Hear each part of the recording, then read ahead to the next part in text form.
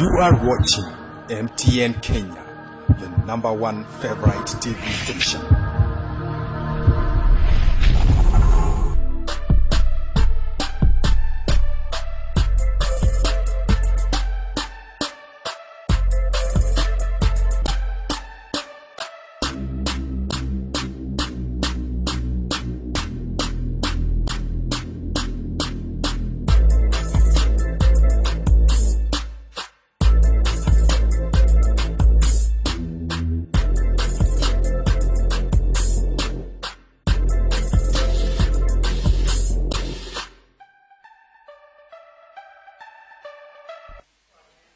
Hello viewers, thank you for staying tuned, and today's guest is a very beautiful Finali.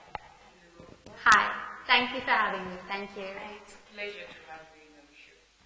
So I know all of you are excited and eager to know what Finali has for us today and what Finali really is. So tell us. So my full name is FINALI GALAIYA. I am the current Miss India Worldwide Kenya 2016-2017. I am also Miss Attitude East Africa 2016-2017, and that is where we met for the first time. Yeah, Yes. at the tribe hotel, she was being crowned Miss Attitude Yes. Kenya. Yes. Yeah. What do you think made you have that title? Like, I think it's the fact that my attitude has always been positive, and I was shocked. I was overwhelmed that I won. I was like, I don't know if I'm going to win, but it was my first crown. It was my first pageant, and it's a wonderful feeling. It was just too nice. I can never forget that. Never. yeah, I too wouldn't forget that. For a matter of, she was looking ravishing in those gowns, my dear, and the way she expressed herself, you can even hear how she talks. Your personality is quite strong. I like it. Thank you so much. So Thank how you. has it been, your journey? Did you grow up wanting to be Miss India, World or Kenya? So it's a funny story. So I thought I never wanted to. Like last year we were just sitting down and we're discussing, okay, this pageant's happening and you should try it. They'll train you and everything. I was like, okay, fine, I'll try. And then when I won the Miss India pageant, and one of my friends from school, she gave me a message and she's like, Finali, do you remember you were in the 7th standard and you used to say you wanted to take part? And I was like, yeah, I did. I forgot about it, but I did.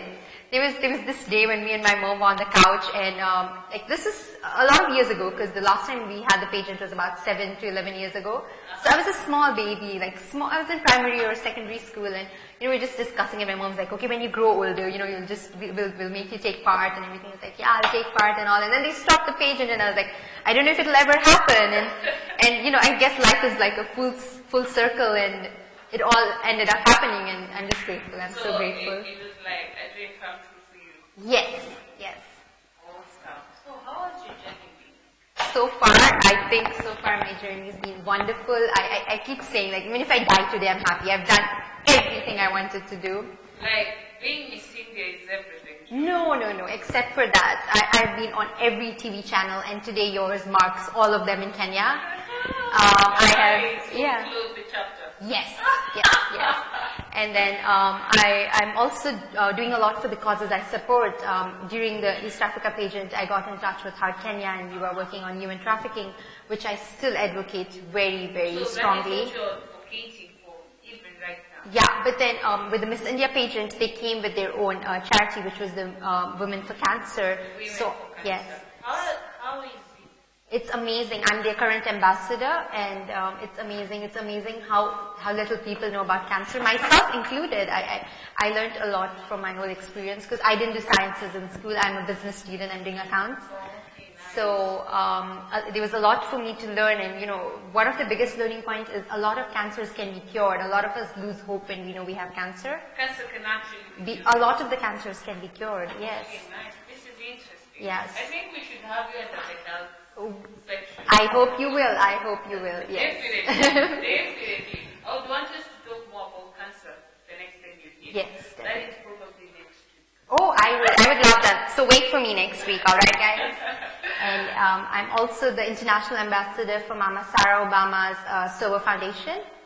Nice. Yes. So she'll be coming in a couple of weeks, and I'll meet her again. I went to her hometown last year, stayed with her, ate with her. We had a marathon there, so we were both patroning the marathon. And I mean, when in your life are you going to meet Mama Sarah Obama and learn from her? And I've met a lot of amazing personalities, learned from so many people. I mean, in my day-to-day life, this wasn't going to happen. So yes, all this is a dream come true. It is a dream come true. Oh, do you want to meet Mama Sarah Obama? Yes. True.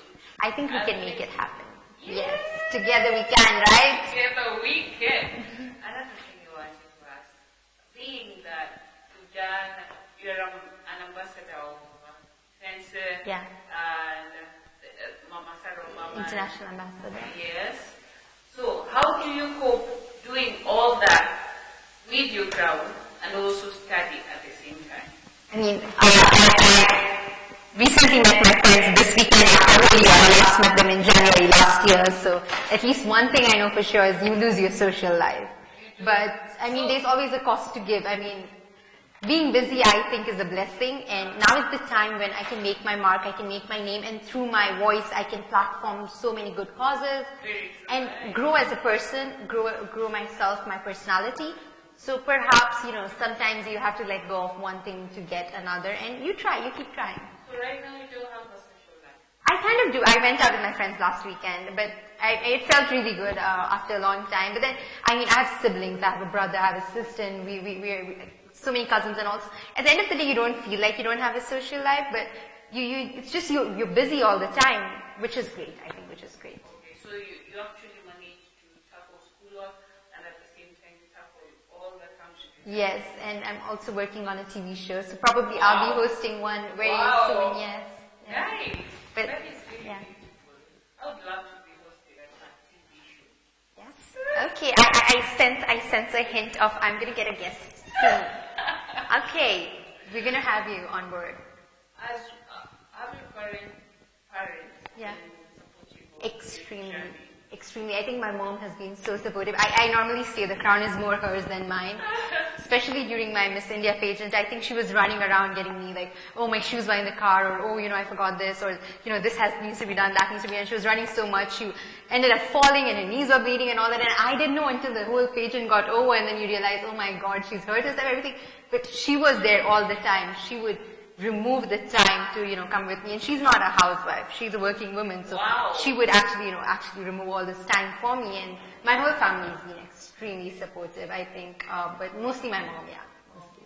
Any challenges you've faced so far? You do. You realize that a lot of, I think it comes with the industry that because you are in the spotlight, you also, again, as much of love that you attract, you also attract a lot of negativity. You attract people gossiping and saying things about you that aren't true, and you just let go of it. I mean, so it's about people gossiping on you. Yes, sometimes, but I'm a very forgiving person. I let it go. I reach home and I'm like, you know what? I don't even care what happened. I want to eat this. So yeah. So eating relieves your stress. Everything relieves my stress. Sleeping, eating, watching movies. But I love eating. I'm a foodie, and if you're Indian, you're a foodie. You're just a foodie, yeah. Interesting. What I read is that you're kind of a very strong personality kind of thing. Has that affected your line of work in a way, or has it improved? Sometimes I realize I wasn't this strongly opinionated, or I wasn't this much of an extrovert. Public speaking wasn't my thing, say, 10 years ago. I was a complete introvert, so, but over the years, very, very, very much. My sister jokes around, like, we would leave FINALI in the corner of the house and she could stare at the wall for hours. And today I'm very extrovert. I love public speaking. And it brings its challenges, but you learn so much. And I think my personality matches with this profession, because in this profession you need to be out there. So I think it's a perfect mix at the moment. Nice. I would want you to actually guide me in being that strong opinionated and with a strong personality. I think it comes with experience, but I think you are very opinionated yourself. You are a very strong personality. I want to believe that. I believe that. that. You should also believe that. Okay. Believe in yourself. I have a raw personality too. Do you like get to meet people from the cancer side Yeah. in your line of work with regards to cancer? Do you like visit cancer hospitals? I haven't been able to because Women for Cancer doesn't work directly with any hospitals or anything. But I have met certain survivors and current patients and everything. And when you hear their stories, you realize that all these things that you complain about are so minor. There are people who might just lose their life at a certain point, and they have so much hope, so much light, so much positivity. And I think every day I meet somebody new, I'm learning so much. And at a point you start self-reflecting, and you realize that life is just so much more than yourself or than, the things you perceive it to be about. It's not about those things. It's just about keeping those who are close to you and being happy. I think being happy is the foundation of everything. When you're happy with whatever you have, when you're content, God gives you more. God is up there. He's listening to all of us. Yeah. Nice. I do truly agree. So what do you actually do since you don't link up with the patient directly? Yeah. So I'm the ambassador. I speak about it in media. I'm giving them their coverage. At the same time, we collect funds. We do events. We collect funds for their initiatives. They hold sessions where they educate us and other people about cancer. We have survivors. We have all these people who come together. We come, then they make us we play a few games. We learn while we're playing games. This other time we played this game with spaghettis, and we were all supposed to build this huge spaghetti tower, and it was so much fun. And at the same time, we learned so much about cancer, actually mainly related to women, so breast cancer, ovarian cancer, all these different types of cancers. And my job is to educate people. I'll tell 10 people, and they'll go home and tell 3 more people, and this cycle just continues. And as an ambassador, you're supposed to become the face of it, and you're supposed to try and get them as much as they need. Yeah. Nice. So I think I need to work with some of the most famous designers in England with you. Yes, I'm glad. In fact, today I'm wearing an outfit from Ross. I think which my is cameraman should zoom in there. outfit. I love this outfit myself. I was like, I'm wearing this outfit. You're looking gorgeous. Thank you. Look at that. It's from one of the biggest Indian designers. It's from Ross. And they are from India. They've actually come down to Kenya for a weekend, and they're exhibiting. And this is their outfit. Yeah. Nice. I love that. Could you look at yourself? Oh my God, I love this outfit. Thank you, Raz, for blessing Yeah. our beautiful guest today. Any other person you've worked with? A lot of people I've worked with. Dave Ador, who's one of upcoming designers. He started off with a slum. He used to be a street boy, and his journey is wonderful. I love working with people who inspire me. Yes, you should. He's an amazing person. And I've worked with a lot of local Indian designers as well, Vaishali, and a lot of them. I can't remember them offhand right now, but a lot of designers. Because I've done a lot of fashion shows, Kenya Fashion Week, Kenya Worldwide Fashion Week, Nairobi Fashion Market. So we've worked with almost all international and local designers. In fact, my first fashion show was where Muhoho had he had launched his label, and it was my first time modeling. And it's amazing how you meet the son of the president when it's your first time on the ramp, and yeah, it's beautiful. Okay, nice. That was really big. You started out big. In 2013, yeah. So who trained you in regards to modeling? You get trained before you go for the fashion week. So Kenya Fashion Week, Sonu and their whole team, they train us. They train, so you get auditions, they select. Agency, or you don't have a No. I have not signed with any agency as such, because in Kenya we have very little scope. If you're with one agency, your scope just reduces. But when it very much limits you, because we as an industry haven't grown as much. I see a lot of growth coming. I mean, we are doing extremely well. Like, we are in the center of all news. If I watch BBC, if I watch anything, everybody wants to know what's happening in Kenya. So we are growing amazing. So we're growing. We are. This is one positive thing I've had so far. Because you're all about what are the let me ask you. Yes. What are the challenges you've had these models in the industry? As models, there are a lot of challenges because there are so many things.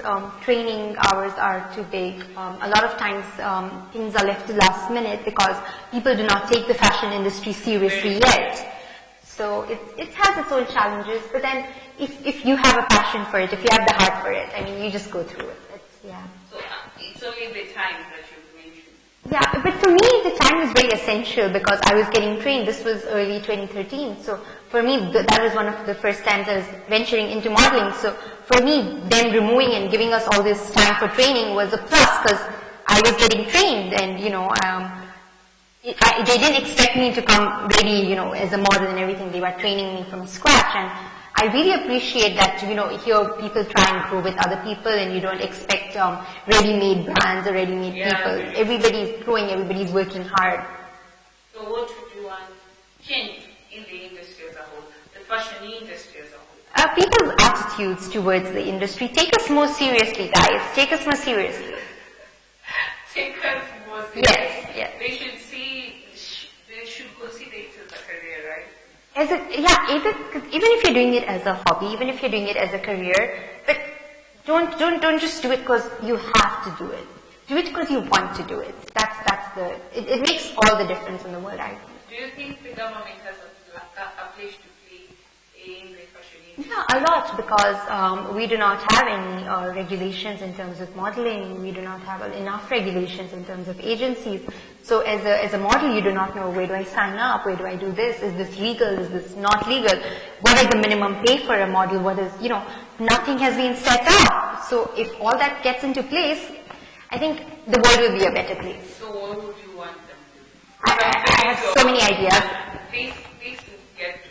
You know, when we were practicing for my first pageant and we were asked, okay, so just randomly one day, I was asked if you could meet any famous person in the world, who would you meet? And I said I would want to meet the President of Kenya. I would like to meet Mr. Uhuru and talk to him. Not because I just want to meet to him, but because there are so many changes I want, and I could meet a famous person and be like, I met so-and-so celebrity, but if I'm saying I need these changes made in the world and I'm complaining about these things, then I might as well use this chance to meet somebody who can make these changes and voice out my opinion. So, yes. I believe if you meet the president, let's say tomorrow. Anyone, not only the president, anyone in authority who can do something, I would like to voice my opinion. And there are so many things that I want to say and learn and understand from these people, and they're at their position for a reason, but there are times when they do not know what is, you know, of course, I do not know everything that's happening around me. It's very difficult for them to know everything that's happening about them, but these are issues that need to be brought to light, so yeah. So there is this creative art council coordinated by the government. Yes.